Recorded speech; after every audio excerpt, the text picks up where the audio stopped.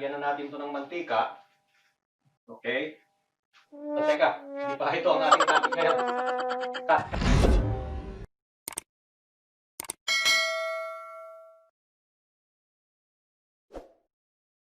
Paano ba gamitin ang mga tools sa Camtasia 9 2020? Yan ang ating topic ngayon. Panoorin mo ang video na to hanggang sa dulo at tiyak marami kang matututunan. Total, pinanood nyo na rin lang ang video ko, palike na rin, pasubscribe, at patunugin nyo na rin yung bell para ma-notify kayo sa mga video ko pandarating. So let's get started na at panoorin na natin ito.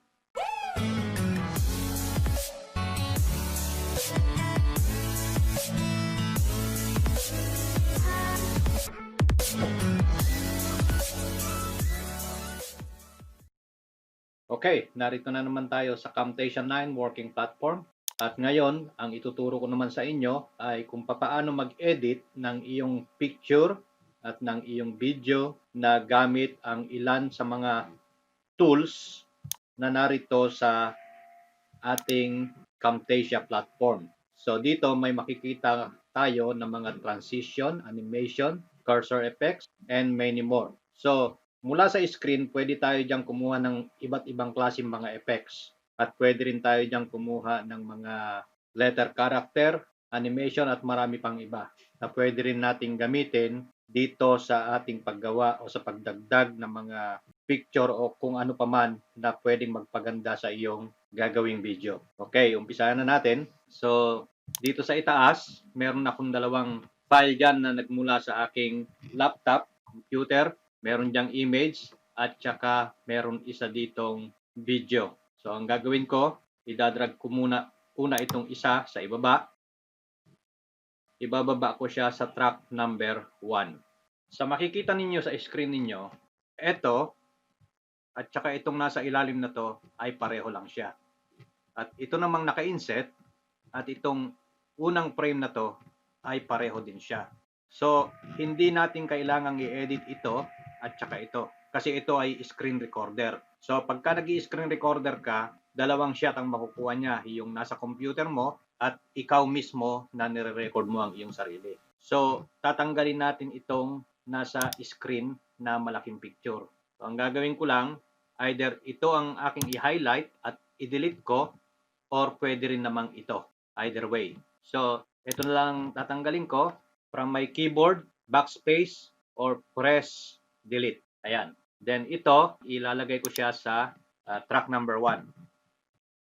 So para makita natin sa screen, itong playhead ay iaabante ko lang siya ng konti. And from the screen, yung naka-inset na yan ay i-enlarge ko para kasing laki na ng screen ng inyong computer o cellphone kung saan kayo nanonood. Ngayon, dahil sa gagawa tayo ng editing, kailangan ito ay pahabain o palalakihin para mas madaling mag-edit. Isusum ko lang siya at i-adjust natin ng hindi naman sobrang laki, yung sapat lang na makita natin sa buong working area. Okay, so dito, ipi-play ko lang muna para makita ninyo at mapanood ninyo kung ano ang video na ito. So, from start to end, ay isang simple at plain na video lang yan. Yan ang gagawan natin ng editing. Okay, ipi-play ko lang muna ngayon. Panoorin nyo. I hope na may natutunan na naman kayo sa aking isang tutorial video about Camtasia 9 2020. And if you find this video informative, paki-like lang po ang aking video. Okay, doon natatapos ang ating 11 seconds na video. Ang gagawin ko lang, ikikip ko lang itong kopya na ito at gagawa ako ng isang panibagong kopya para yun ang ating i-edit para mamaya pagkukumparahin natin yung dalawa after the editing. So, idadrag ko to para lumiit lang siya ng konti. Then, pwede tayong kumuha uli ng panibagong ganito na mula rito. Pero dahil medyo mas mahabang proseso kung dito natin kukunin, kaya ito na lang ang ating ikakopy. So, right-click, then copy.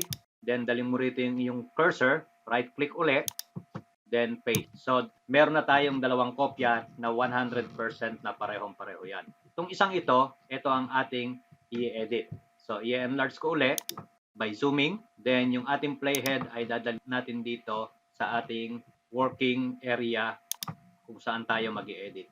Alright. So, ang gusto kong gawin, dahil meron sinabi diyan kanina na about Camtasia 9.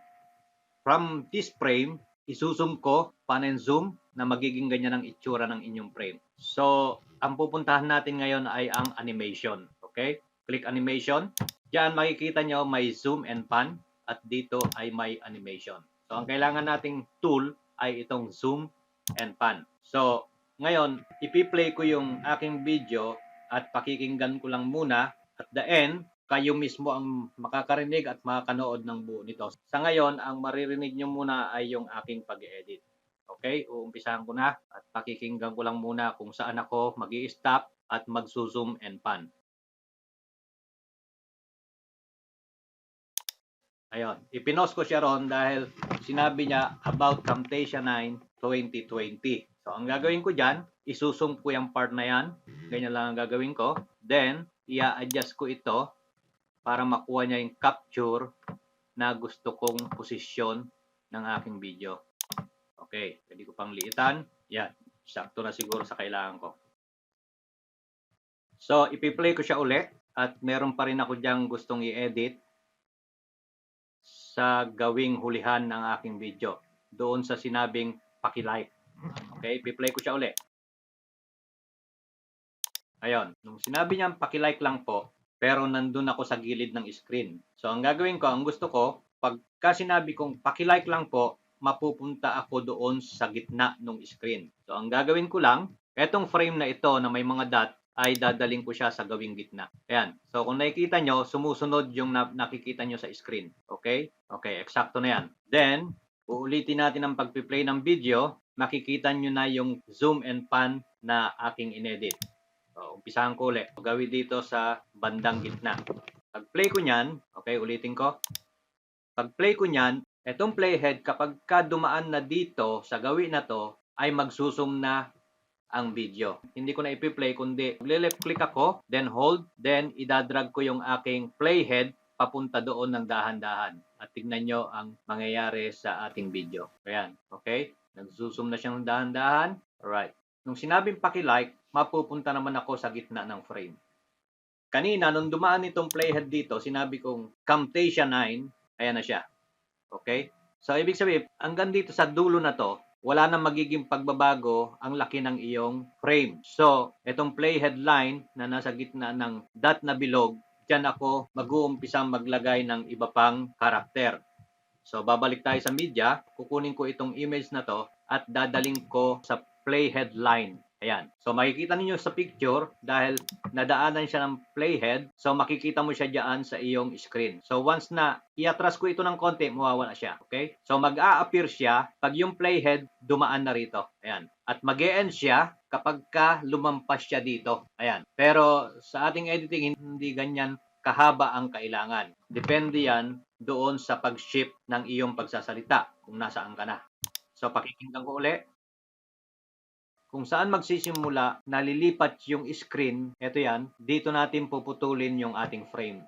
Yan. Pwedeng putulin at pwede rin naman tong i-retract lang. Ang pagputol, dahil naka-highlight yan, click split or just simply click from your keyboard the letter S. Okay. At i-highlight natin to, then delete. Okay? Ngayon, kung i-redo ko, babalik siya. At gusto mong putulin from here, pwede rin. Click this split, then highlight, then delete. Okay. Ngayon, ibabalik ko tong playhead. Narito siya ngayon, sa gitna. So, i-adjust ko itong nasa screen, then idadrag ko papunta rito sa gilid. Then, i-adjust ko yung kanyang size. Daling ko siya ulit dito. Then, pwede natin siyang paikutin. Yung position na yan ang gusto kong mangyari. So, lalagyan ko naman dito ng word na Camtasia 9 2020.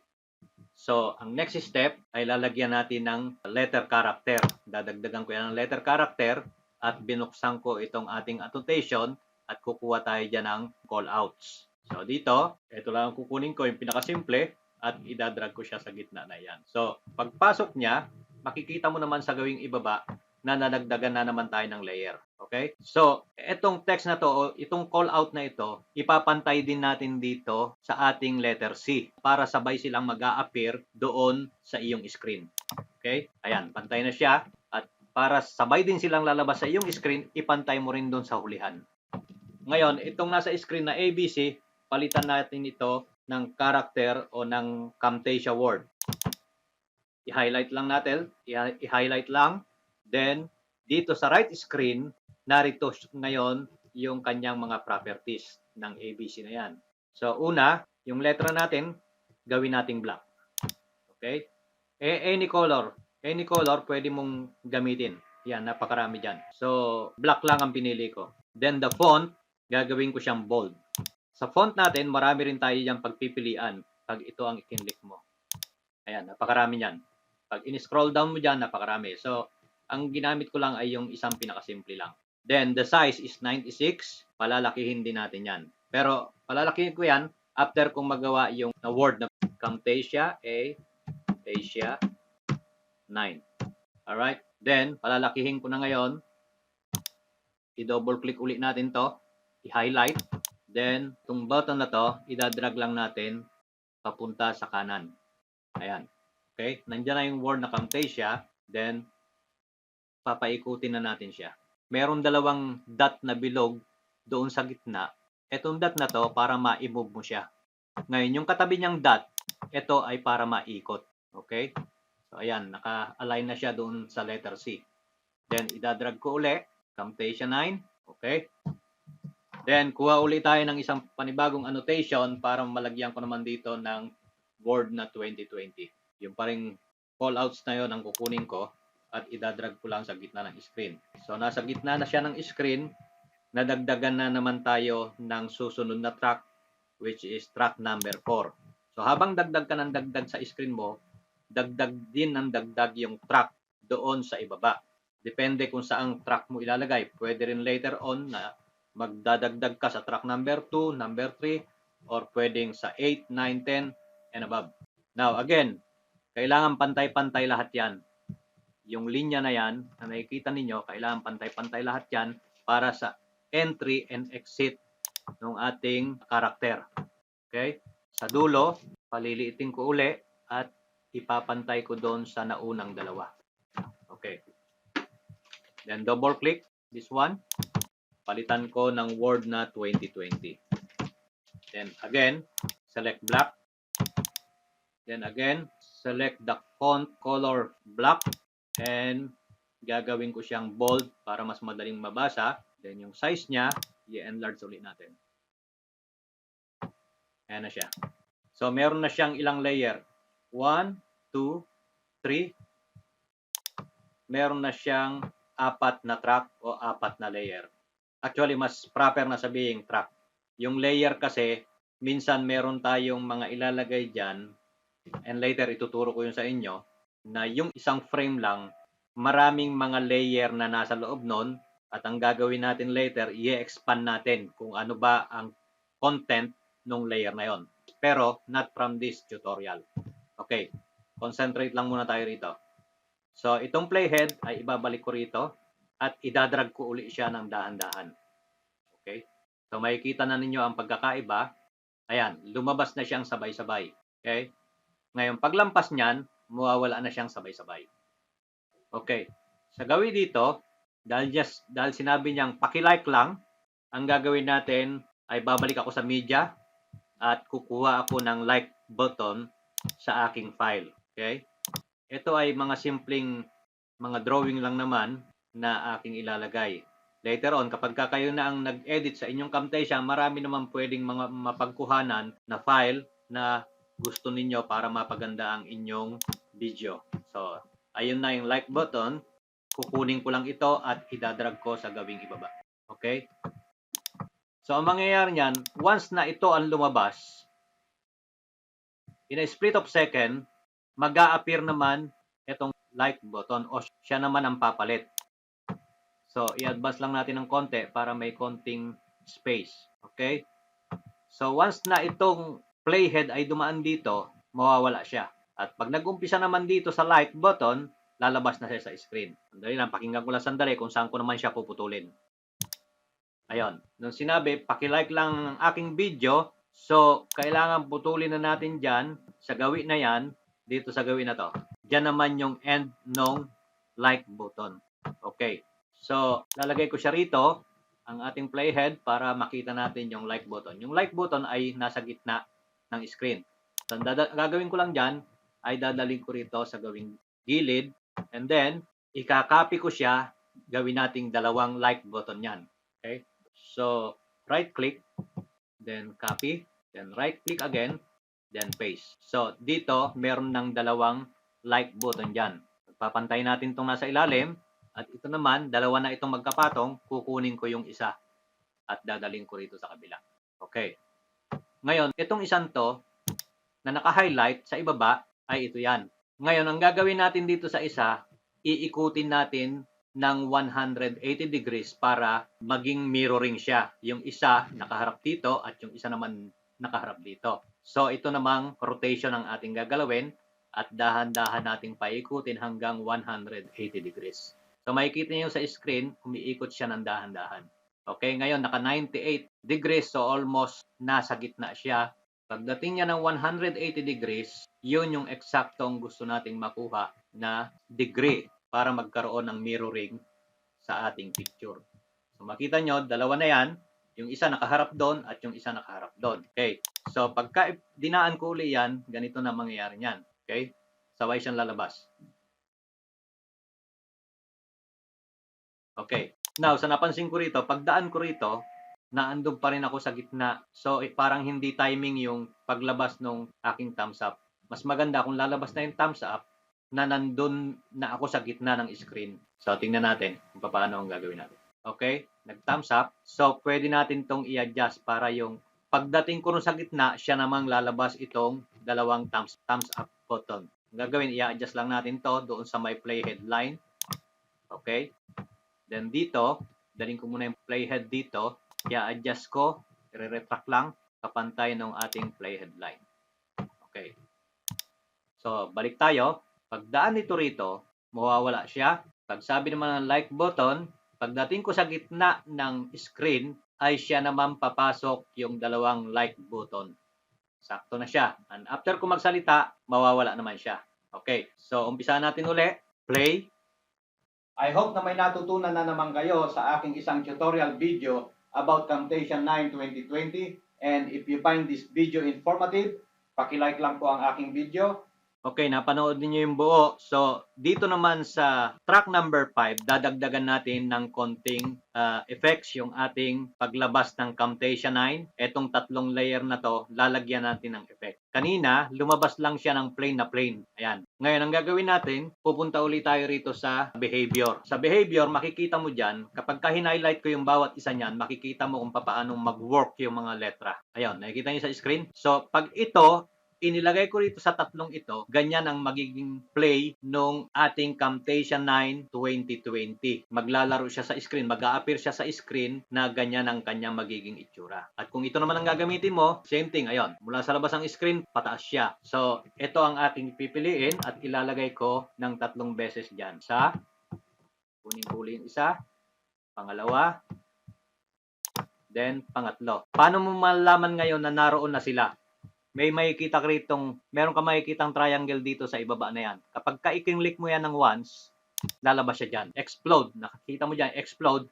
Ayun siya, explode. Okay? So, ganun din yung dalawa na natira. Okay. So, ito naman, nung pagdaan niya rito, dito sa like button, pagdaan naman niya ay plain din na lumabas. So, ang gusto ko mangyari, lagyan din natin siya ng effect na galing dito sa behavior, itong fly in. Lalagyan ko ito rito ng isa, at lalagyan ko yung pangalawa. So, umpisa natin uli at idadrag ko uli yung aking playhead at makikita nyo ang mangyayari. Ayan. Pumapasok na yung ating Camtasia 9. Then, habang nagsasalita ako, lumalakad yung playhead at pagkatapos kong magsalita, ayan, dahan-dahan na siyang lumalabas. At pag sabi ko ng paki-like lang, ito na ako sa sentro ng screen, then dadaan siya doon sa dalawang like button. Ayun, lumipad na siya papunta o papasok sa screen. At paglampas niyan, lilipad uli yan palabas. Okay. So, tapos na yung ating editing. Nakailang track tayo? Naka-4 na track tayo. So, dito, ito yung sinasabi ko na meron na siyang content na dalawa. Isa yung 2020 at isa yung effect. Ayan. Balik na tayo rito sa ating unang ginawa. I-retract ko lang muna ito. Okay? So tingnan nyo ang pagkakaiba doon sa original na frame na aking ibinaba kanina kumpara dito sa isang ito. So parehong-pareho lang siya, pero dahil sa ginawa nating editing, nagkaroon siya ng pagkakaiba doon sa original. Okay? Ipi-play ko ito. I hope na may natutunan na naman kayo sa aking isang tutorial video about Camtasia 9 2020, and if you find this video informative, paki-like lang po ang aking video. Okay, natapos na siya. Dito naman tayo sa pangalawa. Ngayon, kung merong hindi naka-timing doon sa aking pagsasalita, dahil hindi naman ito ang talagang final na dapat gawin, at least makita nyo lang yung pagbabago nung ginawang editing. Okay? Umpisa natin. Play uli. I hope na may natutunan na naman kayo sa aking isang tutorial video about Camtasia 9 2020, and if you find this video informative, paki-like lang po ang aking video. Okay, so ayan lang po. Ganun lang naman kasimple gumawa ng editing. So kung meron ka ng Camtasia 9 at itong simpleng ginawa ko ay nagawa mo sa iyong Camtasia 9, magagawa mo na yan sa pagkikreate mo ng iyong entire video. I hope na may natutunan kayo sa isa na namang tutorial video na aking ginawa, and if you find this video informative, paki-like lang, at doon sa mga hindi pa nagsasubscribe, subscribe lang. At ganun din, huwag niyong kalimutan na patunugin ang notification bell sa ibaba nito para ma-notify po kayo sa mga video ko pang gagawin. So magkita-kita ulit tayo sa mga susunod ko pang video. Maraming salamat sa inyong panonood. Hanggang sa muli. I hope na may natutunan na naman kayo sa isa na namang